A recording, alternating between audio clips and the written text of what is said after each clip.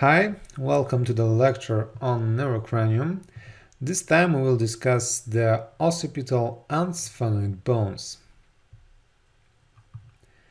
First, I suggest we take a moment to look at these three-dimensional reconstructions of the occipital bone to get a general sense of where we are in terms of the skull structure.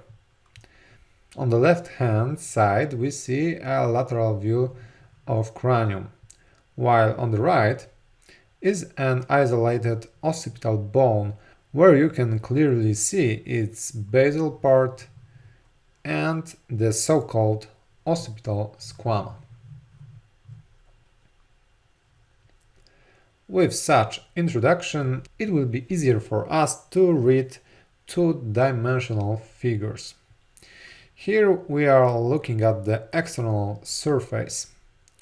What immediately draws our attention is a large opening, which is why we call it the foramen magnum. First, medulla oblongata passes through it and changes its name into spinal cord, as well as many other structures that we will learn about at later stages. Another visible part of occipital bone is the external occipital protuberance, from which the superior nuchal line departs. These are important locations of neck muscles attachments. We also distinguish the supreme nuchal line, which is hardly visible. Moving from the protuberance towards the foramen magnum, we come across the external occipital crest, from which inferior nuchal line departs.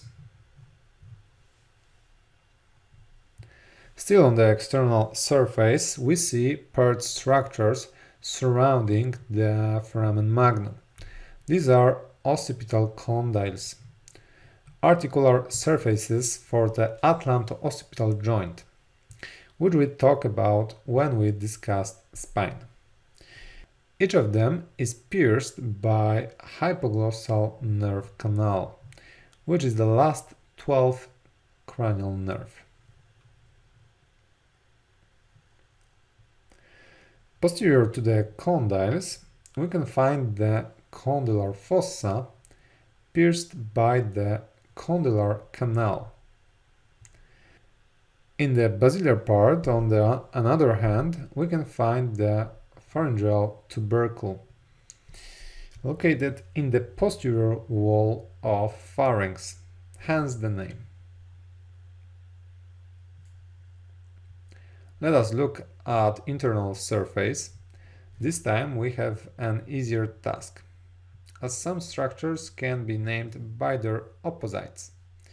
In particular, the central prominence is called internal occipital protuberance, and the structures running towards foramen magnum is internal occipital crest. Laterally to the protuberance, we have transverse sinuses grooves, these sinuses being venous blood vessels. Hi guys, thank you for watching my video. If you are interested in video lectures, I invite you to my website schoolofanatomy.com. You can find there full versions of lectures and quizzes divided into topics. School of Anatomy is also a place where you can compete with other students, earning achievements and medical ranks. So, if you want to be on time with anatomical knowledge, subscribe my channel and newsletter. Links are below this film. Thank you for your attention. See you at the School of Anatomy. Maciej Haberka.